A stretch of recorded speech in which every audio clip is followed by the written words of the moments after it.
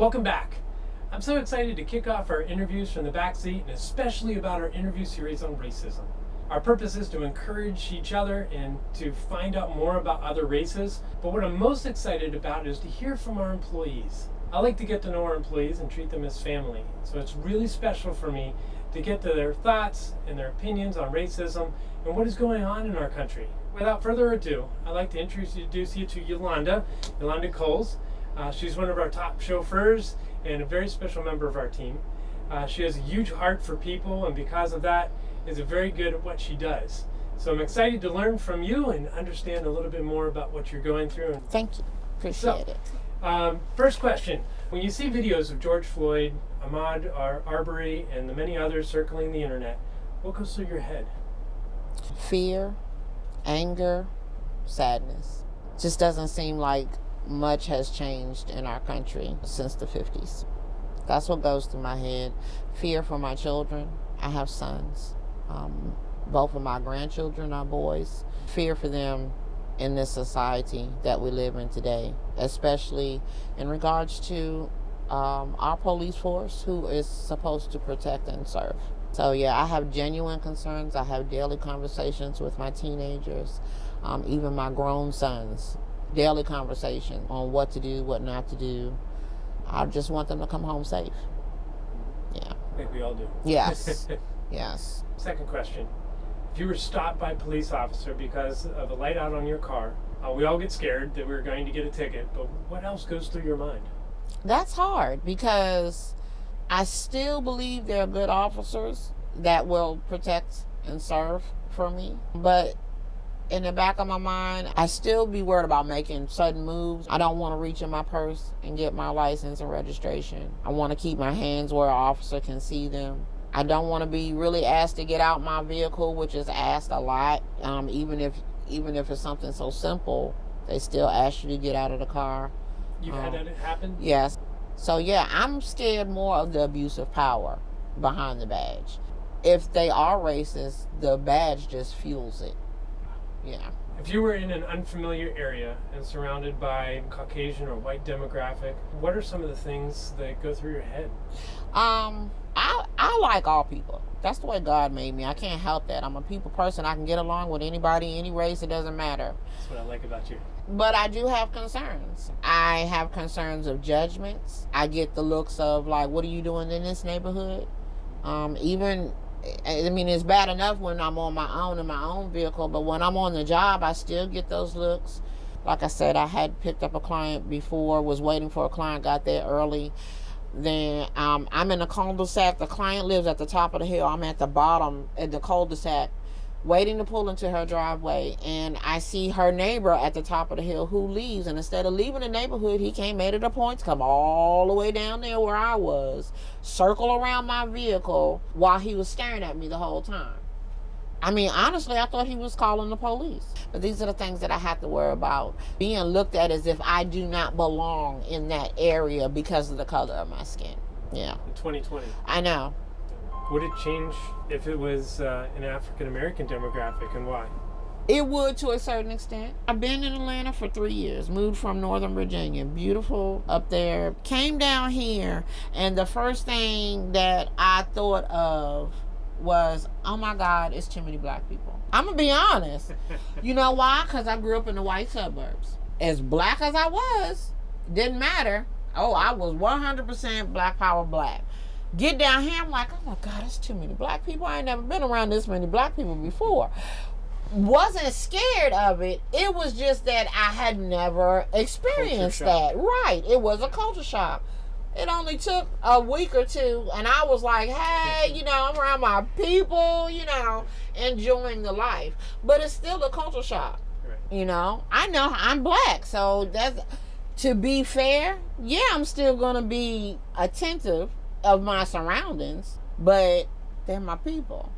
And a lot of it we get from the way we were raised and our ancestors. It's nothing that we chose to do. It's what was instilled in us. There is a lot of promotion of Black Lives Matter. Why such a focus on Black Lives Matter and not a focus on All Lives Matter? There are so many other demographics that are challenged by racism. Why such a focus on Black Lives Matter? Black Lives Matter more than ever now, especially in the black community, because no one has ever given us a chance. No one has ever said, hey, you know what? You guys are okay. We're like the lowest out of all of the races, out of all of the minorities in the United States. We are the bottom. Always have been.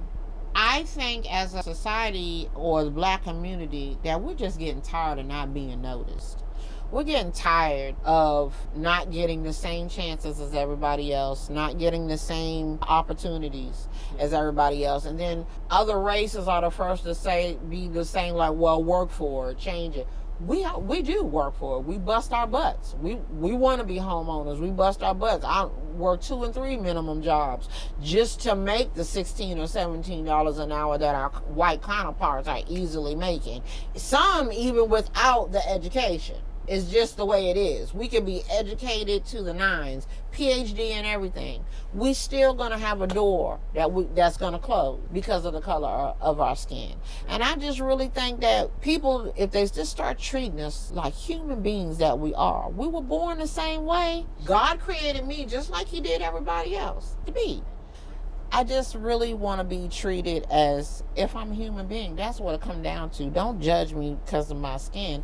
Judge me because of my mind, what I've done in my life to bring forth peace to anyone or help someone out. Judge me by my actions and not by the color of my skin. You talked about systemic racism.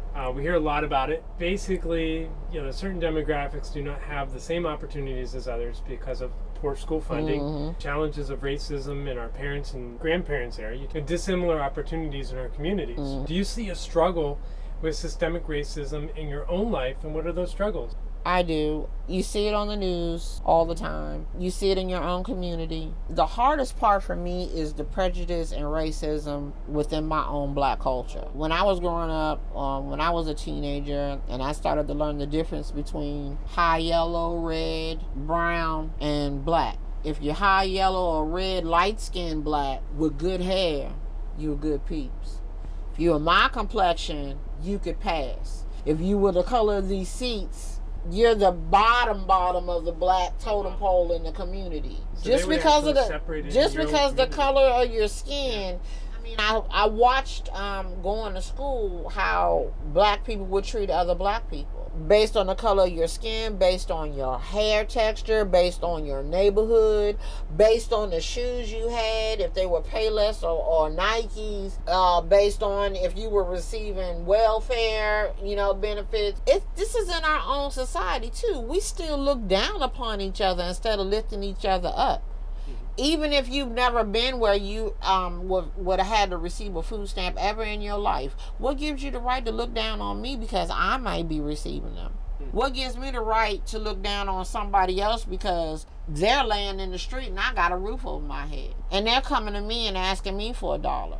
It doesn't give me the right to judge because I don't know where they've been or what brought them to that path, and they don't know what I've been through and what led me to what I needed to do either.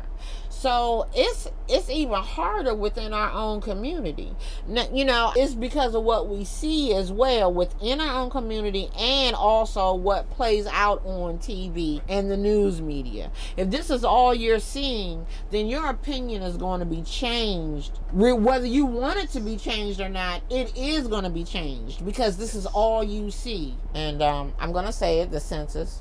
The reason they say you take the census is so they know what demographic area that they can help provide these things. I've been in the same apartment complex for 3 years, Eric.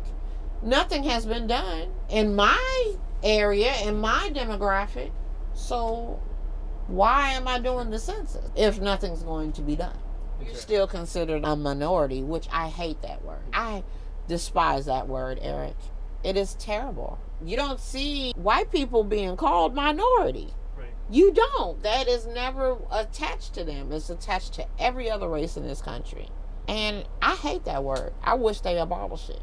Or what thoughts do you have that will help us overcome systemic racism so that there are equal opportunities in our community and in our country? We need to take control over our own media, for one. We take control over suggestion. our own media and put not just the truth, but don't just highlight the bad. No one's highlighting the good. And when you highlight the good, it's not our faces that you are always seeing that have done good. You're not always seeing that. So I think basically stop the media from just highlighting the bad parts and the bad parts of the area and which race it's coming from. That's a big issue, the media. If you see it happening and it's good, I don't care about the race or what it is, post the neighborhood, post who it is, and say, this is what I saw happen good today. I guarantee you it'll spread. People will be able to see there are other places and other people and other races that are doing good things other than what the news is featuring. Yep, absolutely. Last question. What thoughts do you have that will help us overcome racism in the country, just as a whole, and get us to a point where we can experience equal value, equal respect of all demographics? I have hopes that it will change. You know, I have two small grandbabies. I would hope that they would be able to grow up in a world without prejudice, racism, and just outright hatred. I just think we just need to really take a step back and treat each other like human beings. There's a lot of good movies out there that can give a perspective. You know, A Time to Kill with Samuel L. Jackson. Good movie. Yeah, a great movie. You know, Sorry, great movie. Great movie. You know, we're not movie. talking about now. Everybody know about Roots. We ain't trying to go back down that one. But I'm just saying, to get our perspective, I like the way he summed it up at the end of that movie. After he explained what happened to this little girl, and then he looks at the predominantly white jury and says, "Now imagine she was white." That's epic. Epic movie. Like, if they want to know how we feel, look up A Time to Kill. Look at that movie. You will see how we feel and how we've been feeling for years. I wasn't even born in the era where I had to use a colored bathroom or could only drink from a colored water fountain or could do this. I wasn't even born in that era. But to see it replayed out on TV over the years of me growing up, I have to fight every day with myself not to be angry, Eric. I have to fight every day with myself to put a smile on my face and say, I'm looking at a human being. That's who they are. Mm-hmm. I'm a people person. I like to talk. I can get along with anybody. It's the moment of disrespect that is the issue. It takes me back to everything that I've seen over the years, and it angers me. Well, let's hope that will spark the change that needs to happen. Yes, I hope so. I hope so. I mean, come on, Coca-Cola did it. Yep. They did a great commercial. Every race in the world. Oh yeah. In perfect harmony. You remember that commercial? I know. I love that commercial. The greatest commercial I've ever seen in my life. I Love think we it. need something like that. Yeah, again. I do. That's do. awesome. Yeah. So, well, thank you so much You're for welcome. taking the time, and this is something that's really important to me to not share my own opinions, Right. But to hear from you, from our employees, or hopefully our clients, and the people in our community and friends, family.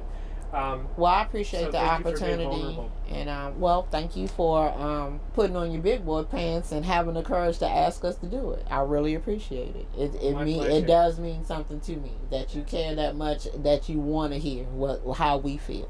So thank you. Yeah, our hope is that it would make a difference. Yes, definitely. Change all of our viewpoints. So, I know. So thank you. You're welcome. Awesome. All right.